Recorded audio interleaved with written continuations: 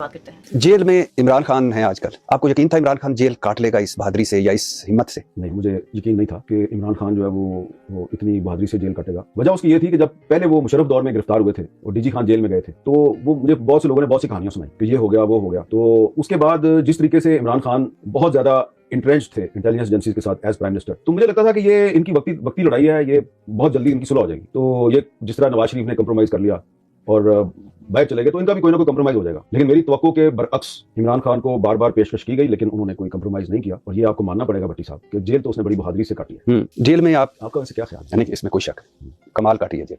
वैसे जेल में आप बहुत सारे लोगों को मिले और जेल में जाकर उनको अहमद मीर जरूर याद आता है हर बंदे को। तो जेल में एक दो सियासतदान ऐसे भी थे जो टूट गए, रो पड़े। दो सियासतदान हैं, बहुत बड़ा बड़ा नाम है उनका, एक अब इस दुनिया में नहीं है और एक अभी तक इस दुनिया में मौजूद है। वो उन्होंने कोई जेल इतनी हिम्मत से नहीं काटी, वो डील करने की कोशिश करते रहे और वो डील करके बाहर आ गए। मैं उनका नाम नहीं लेता, छोड़ दें। मुझे पता है, लेकिन आप नहीं लेते तो ठीक है। सियासी जमातों में जमहूरियत क्यों नहीं पनप सकी, क्यों नहीं आगे बढ़ सकी? इसलिए कि जो फौजी डिक्टेटर और इस मुल्क की खुद सर इंटेलिजेंस एजेंसीज हैं, वो बड़ी मक्कारी और अय्यारी के साथ सियासी जमातों को अंदर से तोड़ती हैं, उनमें फॉरवर्ड ब्लॉक बनाती हैं, और जिन सियासी जमातों में जमहूरियत होती है उनको भी नहीं बख्शती, जिनमें जमहूरियत नहीं होती उनको भी नहीं बख्शती। तो ये अगर आपने सारी कहानी पढ़नी है तो असगर खान केस में जो सुप्रीम कोर्ट का फैसला है उसको आप पढ़ें, तो आपको पता चलेगा कि ये हमारी इंटेलिजेंस एजेंसीज जो नेशनल इंटरेस्ट के नाम पे हमेशा आइन तोड़ती हैं, ये सियासतदानों में पैसे तकसीम करती हैं, उनको एक दूसरे से लड़ाती हैं, और जब आपस में लड़ते हैं तो फिर मीडिया में अपने जो खास लोग हैं उनके जरिए उनका तमाशा भी लगवाती हैं। तो ये दूध पीते बच्चे हैं, चूसनी मुंह में डाली हुई है कि इनको कोई आता है और भटका के ले जाता है हाथ पकड़ के, तो फिर वापस आते हैं। इनका कसूर नहीं? अच्छा ताना मारा आपने, सवाल भी आपने अच्छा किया है। लेकिन ये दूध पीते बच्चे आपने समझे तो एक तो अभी मिसाल पैदा होगी ना जिसको मैं पेश कर सकता हूँ। कर दे।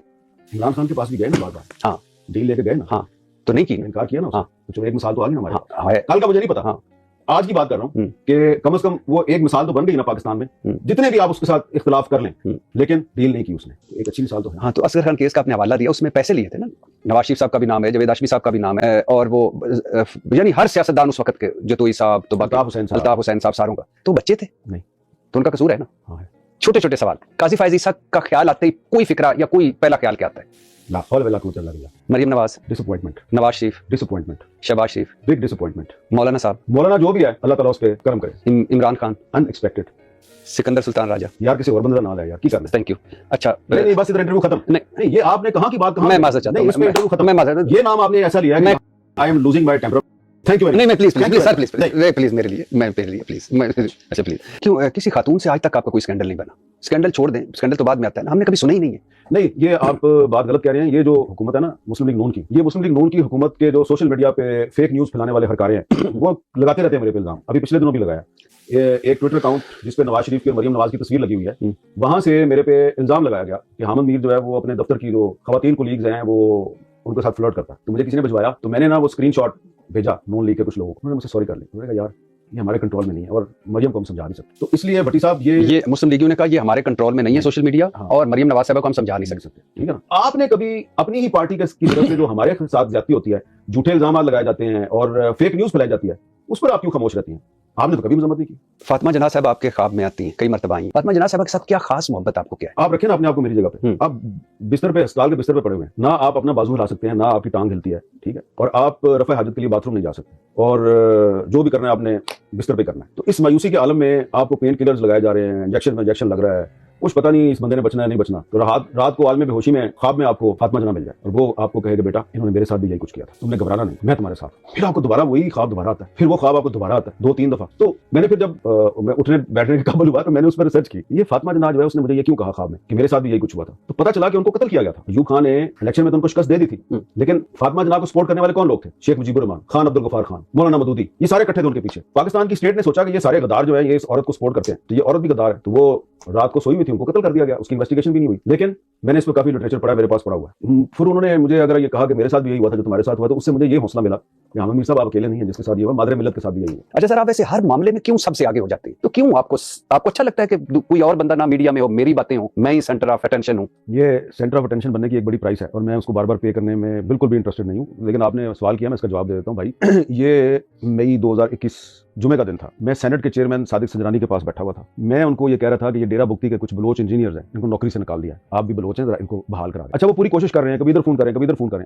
अचानक मुझे फोन आ गया कि जी वो असदूर पे अटैक हुआ है, हम मुजाहरा रखा है, तो आपने तकरीर करनी है। तो मैंने सादिक संजरानी साहब से कहा सर ये आप फोन वगैरह करें, आप बैठे, मैं जरा 15 मिनट में आ रहा हूँ, आप उनसे पूछ सकते हैं। तो मैं उधर से निकला हूँ, मैं भाग के प्रेस क्लब के बाहर पहुंचा हूँ, तो मैंने देखा कि वो उधर कोई 50-60 लोग खड़े हैं और तकरीरें हो रही हैं और ये वो, मैं चुप करके उनके पीछे जाकर खड़ा हो गया। अब जब मैं वहां पे आके खड़ा हुआ हूं तो मैंने देखा कि असद तूर साहब जो है, बाजू उनका जो है वो टूटा हुआ है, वो इस तरह, और वो कह रहे हैं कि ये कहते हैं कि जो मेरे साथ जो भी हुआ है ये लड़की के भाई ने कराया। तो अब लड़की के भाई ने कराया है जी, तो ये जो भी जिसके साथ जो भी होता है वो लड़की के भाई ने कराया होता है। ईमान मजारी पीछे खड़ी, मैंने उसको पूछा कि क्या हुआ, उसने कहा किसी ने मुझे गाड़ी के नीचे देने की कोशिश की है सुबह। मैंने कहा क्यों? कहती है क्योंकि मैं असद तूर की वकील हूं। अच्छा, तो मैंने वो कनेक्शन मिलाया कि ये असद तूर की वकील है और असद तूर ने कुछ किया है और लड़की के भाई का नाम लिया जा रहा है। तो मैंने कहा यार ये काम खत्म ही नहीं होता कोई भी। तो उन्होंने मुझे दिया माइक, मैंने एक तकरीर कर दी, काफी सख्त तकरीर कर दी। आपने वो कहा उस वक्त कि मुझे पता है किसकी बीवी ने किसको गोली मारी, तो वो खबर सच्ची थी? नहीं, तो वो उस वक्त अगर वो खबर गलत थी तो वो जो फैज हमीद साहब थे तो उन्होंने मेरे पे केस क्यों नहीं किया, और फिर उन्होंने मुझे बुलाया, उन्होंने बुलाया कुछ सहाफी साथियों के जरिए। ये वही साथी हैं जिनके कहने पे मैंने वो उस मुजाहरे में जाकर तकरीर की, और वहां पे वो गवाह हैं सारे उसके। वहां पे उन्होंने कहा जी कि वो तो एक डकैती थी और डकैती में मुझे गोली लगी थी, और डकैती भी 20-25 साल पहले हुई थी, कराची में हुई थी, तो वो तो वहां का वाकया है। मैंने कहा जी देखिए मेरी कोई आपके साथ जाती लड़ाई है नहीं है ना, तो अगर ये कोई, मैंने तो आपका नाम नहीं लिया, लेकिन अगर आप समझते हैं कि इससे आपकी रेपुटेशन खराब हुई है तो ये जो आप जिस वाकये का जिक्र कर रहे हैं इसकी कोई एफआईआर तो होगी ना। कहते हैं हाँ एफआईआर है। मैंने कहा एफआईआर की कॉपी दे दें, मैं आपसे पब्लिकली माफी मांगूंगा, ठीक है। और वो एफआईआर फिर मुझे कभी नहीं मिली। तो अगर वो वाकया गलत था तो वो एफआईआर की कॉपी दे देते मुझे, क्यों नहीं दी उन्होंने। और दूसरी बात यह है कि मैंने एक दफा नहीं 2-3 दफा कहा था कि आप असद तूर पे जिन लोगों ने हमला किया है उनको गिरफ्तार करके उनके खिलाफ कार्रवाई करें, और अगर हमें पता चल गया कि ये लोग आपके नहीं हैं तो हम आपसे सॉरी करेंगे। कोई काम नहीं हुआ, ना हमला करने वाले पकड़े गए, ना एफआईआर की कॉपी दी गई। आपने मुझे ना इतने ताने दिए हुए हैं। पार्लियामेंट का तकद्दुस होता है भट्टी साहब, आइन की सरबुलंदी होती है भट्टी साहब, जमहूरियत इस मुल्क की किस्मत है भट्टी साहब। कैसा लग रहा है आज? होना आराम है? देखना ये ज्यादती किया ना अभी आपने, यानी कि जो हमारी प्राइवेट बातें हैं आप उनको आप मौजूद बहस बना के और सवालात के तीर चला रहे हैं मेरे पे हैं।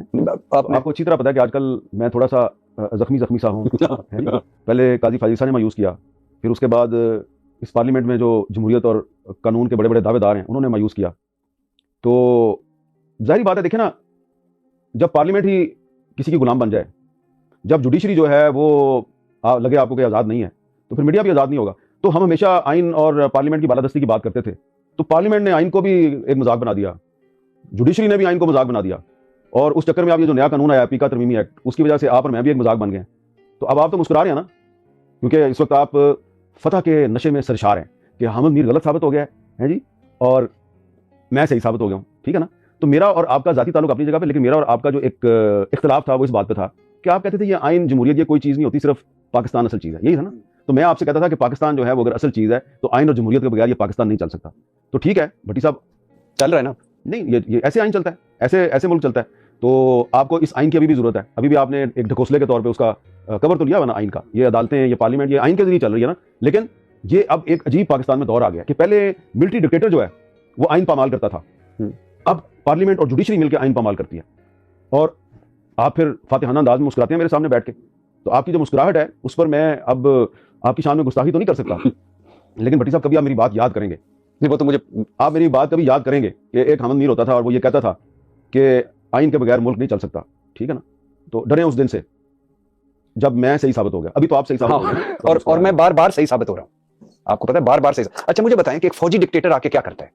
अदालतें खत्म करता है? नहीं, सबसे पहले वो आइन को मुअत्तल करता है, फौजी अदालतें बनाता है। अब आइन, पार्लियामेंट, मीडिया, इनको सारों को तहस नहस नहीं तो नहीं करता। नहीं, आइन, पार्लियामेंट, जुडिशरी और मीडिया। तो आपकी जमहूरियत वालों ने तो ये किया है। तो यही तो मैं कह रहा हूँ भाई। तो फिर क्यों आप फौजी डिक्टेटर्स के खिलाफ इतने करते आए हैं बातें, और इतने आपने मुहाज गरम रख के जहाद कर रहे थे आप? मैं इसलिए कर रहा था कि मुझे, जब मैं हिस्ट्री पढ़ता हूँ तो मुझे लगता है कि अगर जनरल अयूब खान जो है वो मोहतरमा फातिमा जना के साथ धांधली ना करता तो शायद पाकिस्तान ना टूटता। अगर जनरल ज़िया उल हक जो है वो भुट्टो को फांसी ना देता तो शायद पाकिस्तान में जमहूरियत इतनी कमज़ोर ना होती। अगर जनरल परवेज़ मुशर्रफ जो है वो अमेरिका को पाकिस्तान में फौजी अड्डे ना देता तो शायद पाकिस्तान में इंतहा पसंदी इतनी ज़्यादा ना बढ़ती। तो ये जो हुकूमत है ये मिलिट्री डिक्टेटर से भी आगे निकल गई है, और वक्त ऐसा आ गया कि इरशाद भट्टी अब हामिद मीर जो है। और आज जिंदगी में पहली दफा जब मैंने कहा हुनर आराम है तो मीर साहब बोलना चाहते थे, नहीं बोल पा रहे थे, चुप रहे थे। अब देखे ना, जिस पार्लियामेंट ने आई एम सॉरी ये पीका तरमीमी एक्ट मेरे मुंह पे मारा लाके, तो मैं अब उसको कैसे डिफेंड करूं? हामिद मीर साहब आई एम सॉरी। ये हामिद मीर की शिकस्त नहीं है, ये आइन की शिकस्त है। आइन की शिकस्त पाकिस्तान की शिकस्त है। और याद रखिएगा, ये जो आइन है ना 1973 का, जिस किसी ने भी इसके साथ गद्दारी किया है, इसका तकद्दुस पामाल किया है, ख्वाह वो जनरल ज़िया उल हक था या परवेज़ मुशर्रफ था, अंजाम बहुत बुरा हुआ है।